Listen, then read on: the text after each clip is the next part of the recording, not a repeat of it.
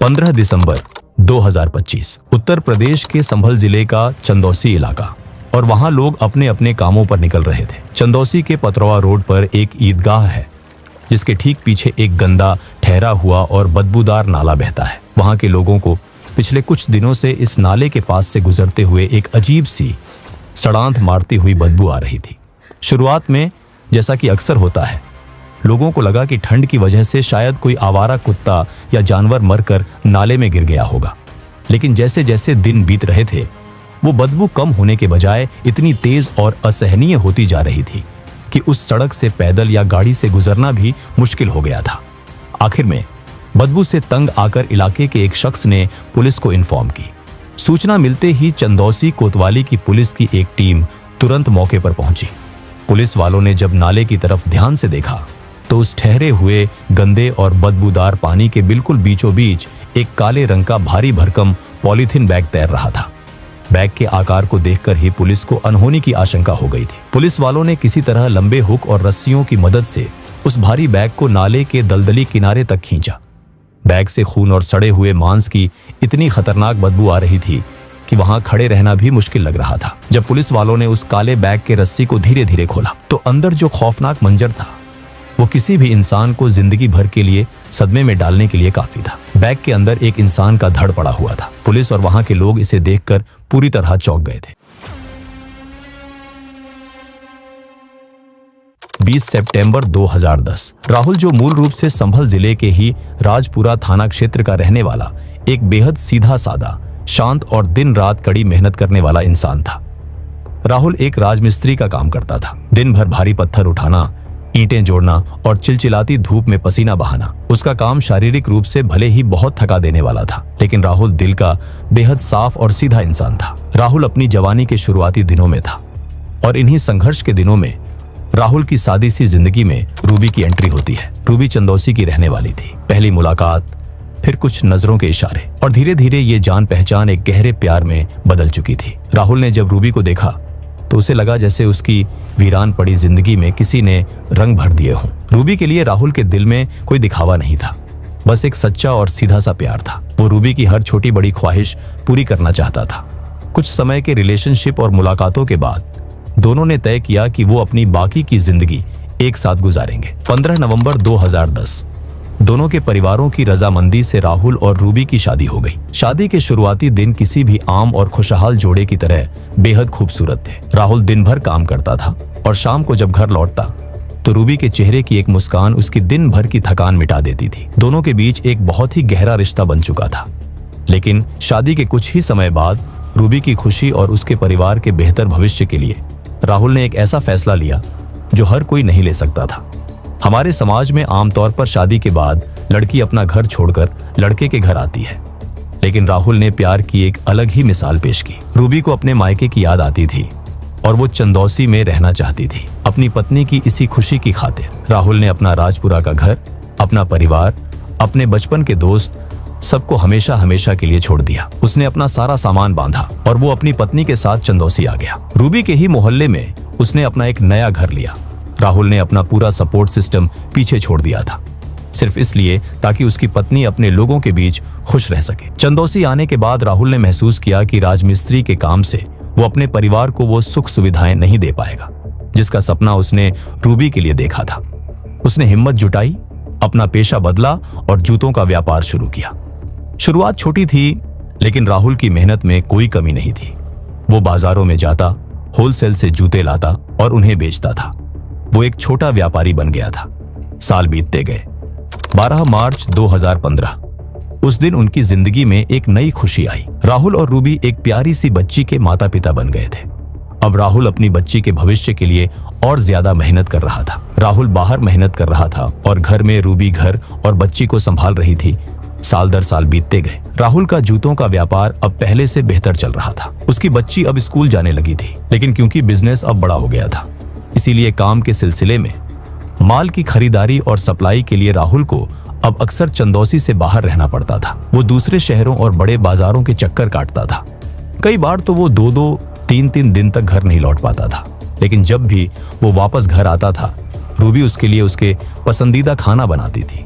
और राहुल भी रूबी और उसकी बच्ची को देखकर खुश होता था। लेकिन जब ये सिलसिला काफी सालों तक चलती रही तो लगातार घर से बाहर रहने की वजह से पति पत्नी के बीच की वो पुरानी बातचीत, वो पुराना वक्त अब कम होने लगा था। साल 2025 जब राहुल अपने बिजनेस के सिलसिले के लिए बाहर गया था तो राहुल इस बार कई दिनों तक वापस घर नहीं लौटा। रूबी काफी परेशान हो गई थी। उसने राहुल को कॉल करने की कोशिश की लेकिन राहुल का फोन स्विच्ड ऑफ बता रहा था, जिसके चलते 25 नवंबर 2025 को रूबी ने चंदौसी कोतवाली पुलिस स्टेशन में राहुल के गुमशुदा होने की कंप्लेंट फाइल की। एसएसपी कृष्ण कुमार बिश्नोई ने रूबी की कंप्लेंट ली और पुलिस ने राहुल की जांच शुरू कर दी।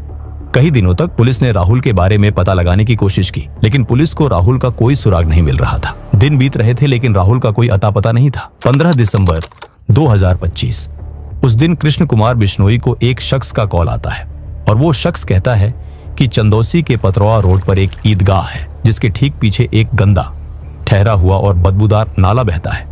वहां कई दिनों से काफी बदबू आ रही है। लोगों का वहां से चलना मुश्किल हो गया है। ये खबर सुनते ही पुलिस वाले सीधे वहां पहुंच जाते हैं। पुलिस वालों ने जब नाले की तरफ ध्यान से देखा तो उस ठहरे हुए गंदे और बदबूदार पानी के बिल्कुल बीचों बीच एक काले रंग का भारी भरकम पॉलीथीन बैग तैर रहा था। बैग के आकार को देखकर ही पुलिस को अनहोनी की आशंका हो गई थी। पुलिस वालों ने किसी तरह लंबे हुक और रस्सियों की मदद से उस भारी बैग को नाले के दलदली किनारे तक खींचा। बैग से खून और सड़े हुए मांस की इतनी खतरनाक बदबू आ रही थी कि वहां खड़े रहना भी मुश्किल लग रहा था। जब पुलिस वालों ने उस काले बैग की चेन को धीरे धीरे खोला और जब उन्होंने देखा तो उनके पैरों तले जमीन खिसक गई। बैग के अंदर एक इंसान का धड़ पड़ा हुआ था। वहां खड़े लोग इसे देखकर पूरी तरह चौंक गए थे। उस धड़ से सिर पूरी तरह से गायब था। दोनों हाथ और दोनों पैर भी बड़ी ही बेरहमी से काटे गए थे। पुलिस के सामने सिर्फ एक इंसान के सीने और पेट का हिस्सा पड़ा था जो नाले के गंदे पानी की वजह से बुरी तरह सड़ चुका था और फूल गया था। लाश इतनी बुरी तरह सड़ चुकी थी कि उसे देखकर यह बताना भी मुश्किल था कि यह इंसान है या जानवर। पुलिस ने तुरंत ही उस बॉडी को पोस्टमार्टम के लिए भेज दिया। जब फोरेंसिक डॉक्टर उस सड़ी गली लाश का मुआयना कर रहे थे तो उनकी नजर उस धड़ के कंधे और बाजू के पास बचे हुए त्वचा के एक छोटे से हिस्से पर पड़ी। पानी में सड़ने के बावजूद उस चमड़ी पर एक धुंधला सा निशान बाकी था। डॉक्टरों ने जब उसे ध्यान से साफ किया तो वो एक टैटू था और उस टैटू पर साफ साफ अक्षरों में एक नाम लिखा था, राहुल। ये बात डॉक्टर ने पुलिस को बताई। राहुल नाम सुनते ही पुलिस के दिमाग की बत्ती जली। उन्होंने तुरंत इलाके की मिसिंग पर्सन फाइलों को खंगाला और सीधे उस रिपोर्ट पर जा पहुंचे जो 24 नवंबर को रूबी ने दर्ज कराई थी। पुलिस समझ गई कि ये वही राहुल की बॉडी है। जैसे ही ये बात रूबी को पता चला तो पति के खोने के दुख में वो पुलिस के सामने रोने लगी। पुलिस ने इसके बाद अपनी इन्वेस्टिगेशन शुरू की। इन्वेस्टिगेशन में सबसे पहले पुलिस ने रूबी से ही पूछताछ शुरू की। जब कृष्ण कुमार बिश्नोई रूबी से सवाल कर रहे थे तो रूबी बेहद डरी हुई लग रही थी। पुलिस को लगा कि शायद पति के जाने के गम में रूबी अपने आप को संभाल नहीं पा रही थी। पुलिस ने रूबी से पूछा कि क्या राहुल का कोई दुश्मन था या किसी से झगड़ा हुआ था। तो उस पर रूबी ने कहा कि मेरे पति गाय जैसे भोले थे, वो सिर्फ अपना परिवार और अपने काम की तरफ ही ध्यान रखते थे। पुलिस ने इसके बाद रूबी को जाने दिया। इसके बाद पुलिस ने राहुल के घर की तलाशी ली। फोरेंसिक डिपार्टमेंट ने घर को अच्छे से जांच लिया। फोरेंसिक रिपोर्ट्स में पता चला कि घर में रूबी, राहुल और उनके बच्ची के अलावा और एक और व्यक्ति का भी फिंगरप्रिंट्स था और ये फिंगरप्रिंट्स राहुल या रूबी के परिवार वालों में से किसी का नहीं था। ये देखकर पुलिस हैरान रह गई और उन्हें समझ गया कि रूबी कहीं ना कहीं उनसे कुछ छुपा रही है। इसके बाद कृष्ण कुमार बिश्नोई ने एक बार फिर रूबी को पुलिस स्टेशन पूछताछ के लिए बुलाया और इस बार जब इंस्पेक्टर ने सवाल किए तब रूबी बार बार अपने बयान बदल रही थी और उसके हाव भाव में एक अजीब सी घबराहट दिखने लगी। तो पुलिस का शक और गहरा हो गया। इसके बाद पुलिस ने अपनी पावर का इस्तेमाल करते हुए तुरंत रूबी का मोबाइल फोन जब्त कर लिया। साइबर और डिजिटल फोरेंसिक टीम ने उस फोन को खंगालना शुरू किया। डिलीट की गई फाइल्स, पुरानी गैलरी और तस्वीरों की गहराई से जांच की गई और तभी फोन की गैलरी के एक कोने में छुपी एक ऐसी तस्वीर पुलिस के हाथ लगी जिसने इस पूरे केस को पलट कर रख दिया। वो तस्वीर देखने में बहुत ही आम लग रही थी। उस फोटो में रूबी एक आदमी के साथ बहुत ही करीब और आपत्तिजनक हालत में खड़ी थी, लेकिन पुलिस की पैनी नजर रूबी या उस आदमी पर नहीं बल्कि उस फोटो के बैकग्राउंड डिटेल पर थी। उस फोटो में उस आदमी ने एक बेहद खास पैटर्न वाली टी शर्ट पहन रखी थी। पुलिस के रोंगटे खड़े हो गए क्योंकि उस फोटो में दिख रही टी शर्ट बिल्कुल वही टी शर्ट थी जिसका कपड़ा उस सड़े हुए धड़ के साथ उस गंदे नाले से बरामद हुआ था। पुलिस ने तुरंत वो फोटो और नाले से मिला वो सड़ा हुआ कपड़ा रूबी के सामने टेबल पर फेंक दिया। डिजिटल सबूत और उस कपड़े देखकर रूबी पूरी तरह से हैरान थी। इसके बाद पुलिस के दबाव के बाद रूबी ने वो कहानी सुनाई जिसे कृष्ण कुमार बिश्नोई के आंखें फटी की फटी रह गईं। रूबी ने बात करते हुए कहा कि मेरी और राहुल की जब शादी हुई तो वो मेरे खातिर उसने अपना घर अपना परिवार छोड़ दिया था, और जब हमारी बेटी हुई तो उसकी परवरिश के लिए वो अपने जूतों के बिजनेस के लिए अक्सर बाहर रहता था, और उसी की वजह से हमारे में दूरी आने लगी। जब भी वो वापस घर आता था हमारे बीच झगड़े होते थे। धीरे धीरे मेरा प्यार राहुल के लिए कम हो रहा था, और तभी उसी टाइम मेरी जिंदगी में गौरव नाम का आदमी आया। गौरव चंदौसी के उसी मोहल्ले का रहने वाला था। शुरुआत में एक साधारण सी जान पहचान धीरे धीरे मुलाकातों में बदली, और फिर ये मुलाकातें एक नाजायज और अवैध रिश्ते में तब्दील हो गईं। जब भी राहुल अपने काम से शहर के बाहर रहता था तब गौरव रूबी से मिलने उसके घर आया करता था, लेकिन गौरव उनकी 10 साल की बच्ची से देखा हुआ था, और गौरव अच्छे से जानता था कि ये बच्ची उसके और रूबी के अवैध संबंध के बारे में राहुल को जरूर बताएगी। इसीलिए गौरव उसका मुंह बंद रखने के लिए जब भी घर आता था उसके लिए ढेर सारी चॉकलेट्स और खिलौने लेकर आता था। गौरव और रूबी के बीच प्यार बढ़ता गया।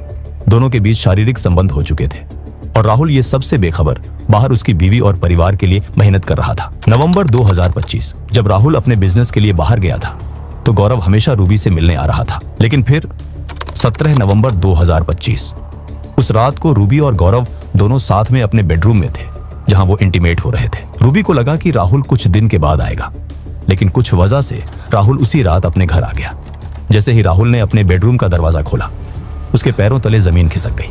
सामने का मंजर ऐसा था जिसे देखकर किसी भी पति का खून खौल उठे। उसकी पत्नी रूबी, जिसके लिए उसने अपना घर परिवार तक छोड़ दिया था, वो अपने प्रेमी गौरव के साथ बेड पर रोमांस कर रही थी। इस धोखे को अपनी आंखों से देखने के बाद राहुल का गुस्सा 7वें आसमान पर पहुंच गया था। दोनों जल्दी जल्दी अपना कपड़ा पहन लेते हैं, लेकिन राहुल के गुस्से के बाद दोनों के बीच एक भयानक हाथापाई शुरू हो गई थी। राहुल ने रूबी पर हाथ भी उठाया। राहुल ने चीखते हुए रूबी और गौरव को सीधी धमकी दी कि वो सुबह होते ही उनकी इस घिनौनी करतूत और इस अफेयर का पर्दाफाश पूरे समाज और रिश्तेदारों के सामने कर देगा। जब राहुल ने यह धमकी दी तो रूबी और गौरव की आंखों में खून उतर आया। उन्होंने उसी पल फैसला कर लिया कि राहुल को अब इस कमरे से जिंदा बाहर नहीं जाने देना है। पास ही रखा एक भारी लोहे का रॉड और एक राजमिस्त्री वाला हथौड़ा उनके हाथ लगा। उन्होंने राहुल के सिर पर एक के बाद एक कई जोरदार वार किए। सिर पर लगी वो चोटें इतनी गहरी और घातक थीं कि राहुल ने मौके पर ही दम तोड़ दिया। हत्या के बाद जब रूबी और गौरव का गुस्सा शांत हुआ तो उनके सामने राहुल की खून से लथपथ लाश पड़ी थी। वो जानते थे कि इस लाश को ऐसे ही घर से बाहर निकालना नामुमकिन है। यहीं से शुरू होता है इस वारदात का वो हिस्सा जिसे सुनकर अच्छों की रूह कांप जाए। अगले दिन यानी 18 नवंबर 2025 को गौरव बाजार गया और वहां से लकड़ी और लोहा काटने वाली एक इलेक्ट्रिक कटर और ग्राइंडर मशीन खरीद कर लाया। गौरव ने उस मशीन को चालू किया और राहुल के बॉडी को काटने लगा। मशीन की तेज रफ्तार की वजह से खून की बारीक बूंदें दीवारों और छतों तक उड़ रही थीं। उन्होंने बेहद ठंडे दिमाग से और पूरी प्लानिंग के साथ राहुल के शरीर को 1 या 2 नहीं बल्कि पूरे 17 टुकड़ों में काट डाला। 17 अलग अलग टुकड़े। लाश को ठिकाने लगाने के लिए रूबी खुद चंदौसी के बाजार से भारी और मजबूत काले रंग के पॉलीथीन बैग्स खरीद कर लाई। उन 17 टुकड़ों को उन बैग्स में पैक किया गया। उसके बाद उन्होंने लाश के सभी टुकड़ों को एक जगह नहीं फेंका। सबसे भारी और बड़ा हिस्सा था राहुल का धड़। इसे एक काले बैग में पैक करके चंदौसी के पतरवा रोड स्थित ईदगाह के पीछे बहने वाले एक नाले में फेंक दिया गया। उन्होंने ये जगह इसलिए चुनी क्योंकि वहां कोई सीसीटीवी कैमरा नहीं था और रात के वक्त वहां से कोई नहीं गुजरता था। दूसरी तरफ राहुल के सिर और उसके हाथ पैरों को उन्होंने बहुत दूर राजघाट के पास बहती हुई नदी में फेंक दिया, और उन्होंने ये इसीलिए किया क्योंकि बहते पानी में सिर और हाथ पैर मछलियों और जलीय जीवों का शिकार बन जाते और ठहरे हुए गंदे नाले के पानी में लाश बहुत तेजी से सड़ती, जिससे कुछ ही दिनों में लाश की शक्ल इतनी बिगड़ जाती कि उसे कोई पहचान नहीं सकता था। कत्ल के पूरे 7 दिन बाद 24 नवंबर 2025 रूबी रोती बिलखती हुई चंदौसी कोतवाली पहुंची। उसने पुलिस के सामने एक परेशान और बेबस पत्नी का नाटक किया और अपने पति राहुल की गुमशुदगी की रिपोर्ट दर्ज करा दी। ये 7 दिन की देरी भी उनके प्लान का हिस्सा थी। इन 7 दिनों में उन्होंने न सिर्फ घर के कोने कोने से खून के धब्बे मिटाए बल्कि नाले और नदी में पड़े लाश के टुकड़ों को सड़ने का पूरा वक्त भी दे दिया। करीब 25 दिनों तक पुलिस अंधेरे में तीर मारती रही और रूबी के कहने पर राहुल को ढूंढती रही। वही रूबी और गौरव बेखौफ होकर अपनी जिंदगी जी रहे थे। उन्हें लग रहा था कि उन्होंने भारत के इतिहास का सबसे परफेक्ट मर्डर किया है। उन्हें लगा था कि वो कानून के लंबे हाथों से बच निकले हैं। लेकिन 15 दिसंबर को जब उस बदबूदार नाले से वो काला पॉलीथीन निकाला गया तो उसमें राहुल का धड़ मिला, जहां से इन दोनों का सारा प्लान फ्लॉप हो गया। 20 दिसंबर 2025 पुलिस ने रूबी और गौरव दोनों को अरेस्ट कर लिया। पुलिस को बयान तो मिल चुका था, लेकिन कोर्ट में सिर्फ बयान देके सजा नहीं दी जा सकती, वहां सबूत चाहिए होते हैं। इसीलिए पुलिस की भारी भरकम टीम चंदौसी के उसी घर में पहुंची। रूबी और गौरव को लगा था कि उन्होंने 7 दिनों तक घर को धो पोंछ कर सारे सबूत मिटा दिए हैं, लेकिन मॉडर्न फोरेंसिक साइंस की नजर से कुछ नहीं छुपता। पुलिस ने घर की तलाशी ली तो उन्हें वो लकड़ी का भारी बिस्तर मिला। रूबी और गौरव ने उसे बहुत धोने की कोशिश की थी, लेकिन राहुल के खून के धब्बे उस तख्त की लकड़ी की गहराई तक समा चुके थे, जो फोरेंसिक जांच में पता चल गया। पुलिस ने घर के अलग अलग कोनों से कत्ल में इस्तेमाल किए गए वो भारी हथियार भी ढूंढ निकाले। एक भारी लोहे की रॉड और एक राजमिस्त्री वाला हथौड़ा, जिससे राहुल के सिर पर वार किए गए थे। लेकिन सबसे बड़ी और खौफनाक बरामदगी अभी बाकी थी। पुलिस ने वो इलेक्ट्रिक ग्राइंडर मशीन और एक इलेक्ट्रिक हीटर भी घर से बरामद कर लिया, और रिपोर्ट्स के अनुसार उस मशीन ग्राइंडर के गेयर बॉक्स में राहुल का खून और हड्डियों का चूरा मौजूद था। पुलिस ने वो 3 गाड़ियां, एक मोटरसाइकिल, एक स्कूटी और एक कार जब्त कर ली, जिनका इस्तेमाल रूबी और गौरव उन काले पॉलीथीन बैग्स को ढोने के लिए इस्तेमाल किया था। सबूत इकट्ठे हो रहे थे, हथियार मिल गए थे, गाड़ियां जब्त हो गई थी, लेकिन इस पूरी कहानी में एक ऐसा गवाह था जिसकी गवाही सुनकर पत्थर दिल इंसान की भी आंखें नम हो जाएं। वो गवाह थी राहुल और रूबी की अपनी 10 साल की मासूम बेटी। उस बच्ची ने पुलिस के सामने बैठकर अपनी ही सगी मां के खौफनाक गुनाहों का कच्चा चिट्ठा खोल रही थी। उसने पुलिस को बताया कि कैसे गौरव उसके घर पर लगातार आता था, कैसे उसकी मां रूबी गौरव के साथ अंदरूनी कमरों में घंटों अकेले रहती थी। उस बच्ची ने पुलिस के सामने कंफर्म किया कि कैसे ये लोग उसे बाहर का खाना और चॉकलेट्स देते थे ताकि वो अपना मुंह बंद रखे। उस मासूम ने बिलखते हुए ये भी कहा कि मुझे उन दोनों की फांसी चाहिए।